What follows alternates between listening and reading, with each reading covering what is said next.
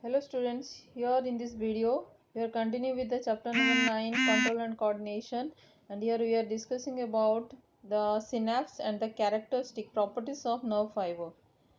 Synapse, we all know, the junction between two nerve cells with a gap.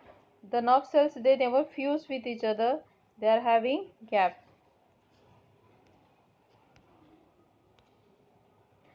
The gap, the junction between, you can see this is the first neuron. The axon has extended, end of the axon is expanded, become knob like structure, little expanded, and that end of the axon is connected to dendrite of another neuron.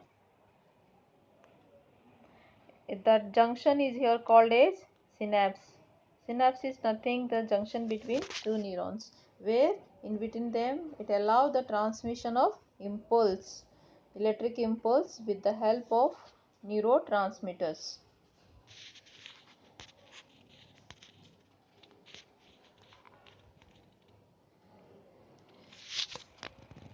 We will discuss the properties of nerve fiber. The very first property is the excitability. Nerve fiber can get excited in presence of a polarized membrane, means in presence of a a stimulus, the nerve fiber get excited and perceive the stimulus and enter into a state of activity. Excitability, when you are getting a call from your friend, you get excited, your state of mind changes. But at same time, when you are waiting for the call from your friend and you are getting a call from a commercial center, then you get irritation, irritability. Means a particular activity, a change in the surrounding bring change in your mind also. The same way, the stimuli, means any change in the external environment, bring the change in the state of activity of the nerve fiber. Means the nerve fiber get excited, means undergo, it enter to a state of activities in presence of a stimuli, then that is called as excitability. Conductivity means the same stimulus will be carried out throughout the nerve fiber, is called as conductivity.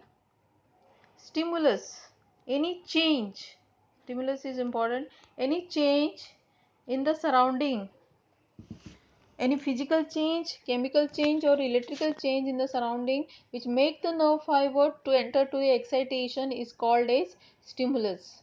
The stimulus is three types: threshold stimulus, subliminal stimulus or supraliminal stimulus. Three types. Threshold stimulus means to make the nerve fiber effective, excitable, there is a certain minimum intensity stimulus you require. That minimum intensity stimulus is called as threshold stimulus. Below that, that stimulus is called subliminal stimulus, means that is a weak stimulus that cannot make the nerve fiber to undergo excitation. Supraliminal stimulus means it is more than threshold stimulus, the intensity is more, so it will make the nerve fibers undergo excitable, and the degree of excitation is almost equal to the same threshold stimulus. Okay, so when your mother is saying stop Netflix and do your studies, you will not give a response because the stimulus is very weak. So such type of stimulus is called subliminal stimulus. But when she will give you a slap or give you a threatening, I will stop your internet connection if you are not doing study, then that is called as your supraliminal stimulus, is a strong stimulus. So stimulus is three types: threshold, subliminal and supraliminal. Now come to the summation of the effect. Summation of effect means is a weak stimulus, many weak stimulus, when you are, it is given one after another, quick succession means quickly one after another it is given weak stimulus that can make the nerve fiber excitable, excitation.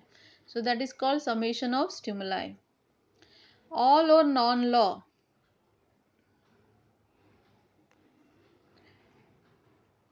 Now in this, In case of the subliminal weak stimulus, the weak stimulus will be carried by the nerve fiber completely or not at all will be conducted by the nerve fiber.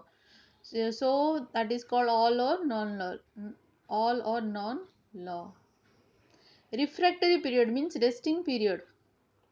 Once the nerve fiber is transmitting, conducting a stimulus, it will take some milliseconds for rest to show the response to the next stimuli. How whatever the intensity of the next stimuli doesn't matter, but it will take some resting time. That is called refractory period. Synaptic delay means in the place of synapse, in the place of the junction between two neurons, that the impulse requires certain amount of time around 0.3 milliseconds to 0.5 milliseconds to cross the synapse, and this is required for release of neurotransmitters from the axon ends. Now synaptic fatigue means at the place of synapse, the synapse impulse, nerve impulse may halt temporarily, may stop temporarily because of exertion of the neurotransmitters. Now come to the velocity, the speed of transmission of impulses. It is higher in long and thick nerves. It is about, in a voluntary nerve fiber, it is 100 to 120 meter per second, and in autonomic nerve fiber it is 10 to 20 meter per second. The velocity is, the speed of transmission is more in homeotherms, the animals with constant body temperature. Poikilotherms, it is less, which are the which animals having not constant, they are not having that constant body temperature. They are the reptiles, amphibian species. Now that velocity of transmission is faster in modulated nerve fiber compared to the non-modulated nerve fiber.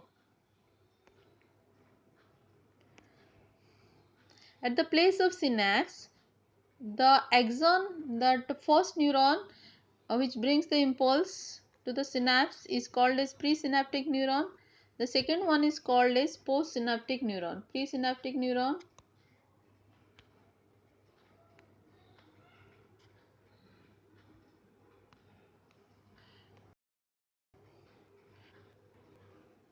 and the second one is called postsynaptic neuron. In between two neurons, the gap is called as synaptic cleft.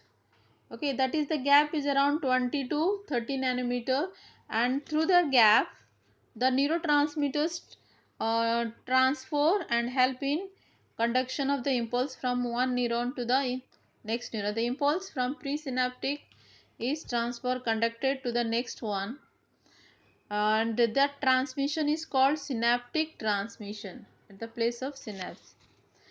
Now, types of synapse. There are two types of synapse, electrical synapse and chemical synapse. Electrical synapse is a mechanical synapse. The junction between the pre and post neuron are mechanical. They are having electrical conducting links. The gap is very less between two neurons, around 3.8 nanometer to 3.8 nanometer. But in case of chemical synapse, the gap is little more, and here in the electrical synapse the junction is totally, the connection between neurons are mechanical,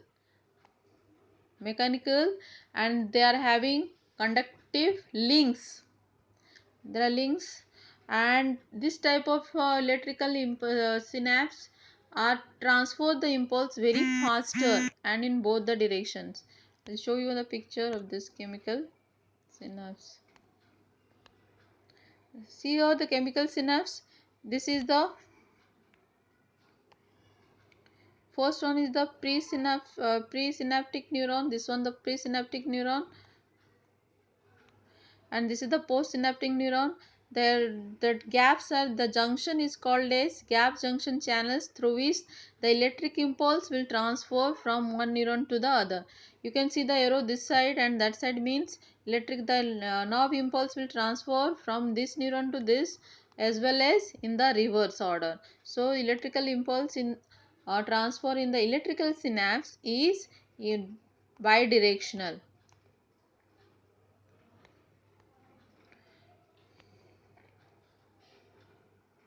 Because the gap is very less, they form the gap junction channel and conduct the impulse at the place of synapse. Come to the second one is a chemical synapse. In the chemical synapse, the gap is little more, around 20 to 40 nanometer. And you can see here the neurotransmitters are there and that help in transfer of the conduction of the impulse at the place of synapse. The picture over here in the textbook is the diagram of chemical synapse. Now see this.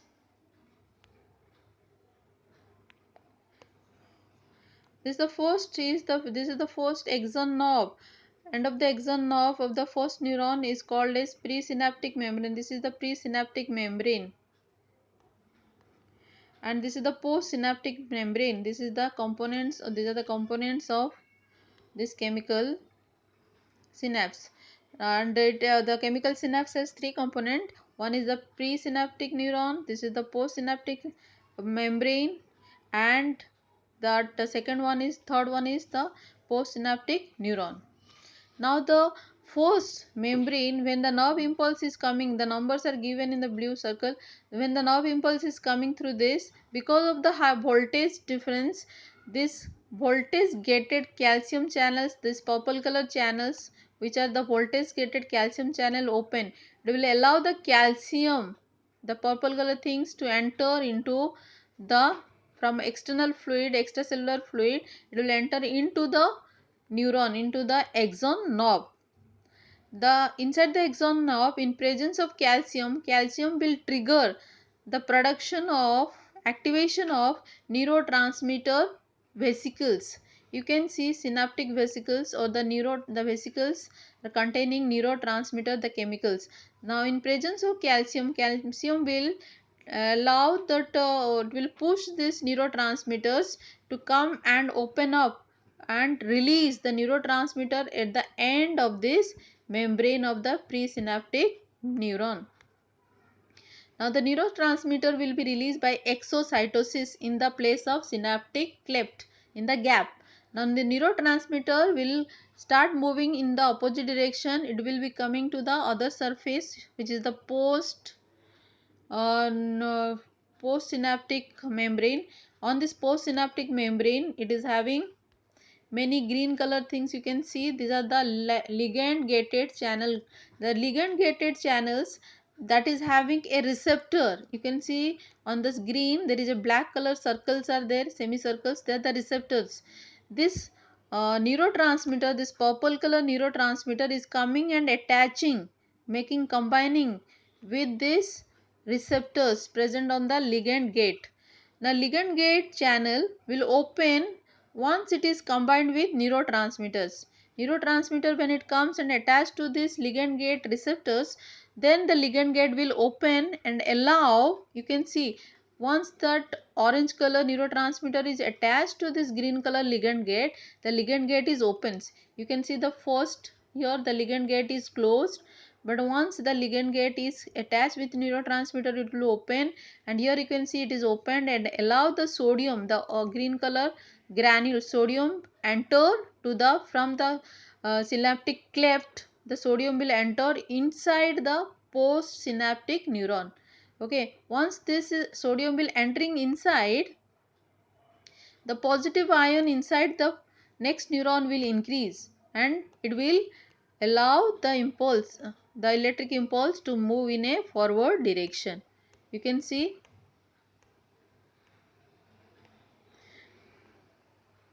postsynaptic potential difference will be created and the nerve impulse will start conducting in a forward direction. So this is about the chemical synapse, how the electric impulse is transferred in the place of the synapse in a chemical synapse with the help of neurotransmitter. So the main components are the calcium, then neurotransmitters, and then ligand gates. Then the ligand gate will open and allow the sodium to come inside. Now once the sodium enter inside, the neurotransmitters can be uh, deactivated by cholinesterase. One enzyme is there that is always present in the synaptic cleft, and that destroys the neurotransmitter and make the neurotransmitter to available for the next conduction of the impulse at the place of synapse. The neurotransmitters are two types.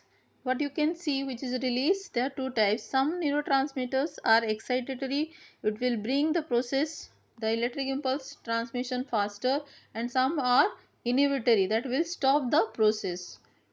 So this is all about the synapse and the electrical synapse. Thank you.